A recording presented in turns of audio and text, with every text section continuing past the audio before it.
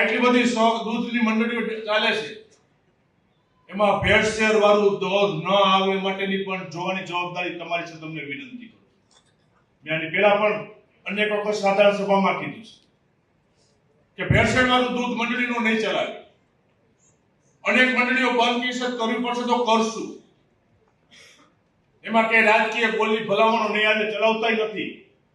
અને નવી ડેરી ચાલુ થતી હોય ત્યાં કહી છે ભાઈ કે તમારી ડેરી ચલાવવા માટેની ભલામણ કરશું, શરૂ થાય એના માટે. પણ એ ડેરીની અંદર ભેળસેળ આવ્યું પકડાણું તો પછી અમારી પાસે ભલામણ લઈ નહીં આવતા.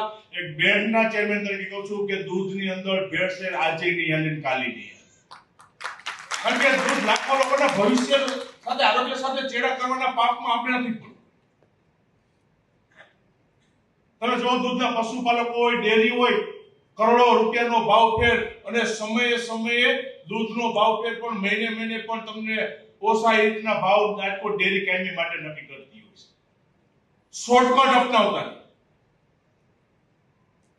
ભેળસેળ કરીને એમાં શોર્ટકટનો રસ્તો અપનાવતો નહીં. એવી ડેરીઓ જે નીચે મંડળીઓ ચાલતી હશે તો એને કહું છું કે એને સસ્પેન્ડ કરવા સુધીના પગલા લીધા છે. આવનારા દિવસોમાં લેવા પડશે તો લેશું આપણે.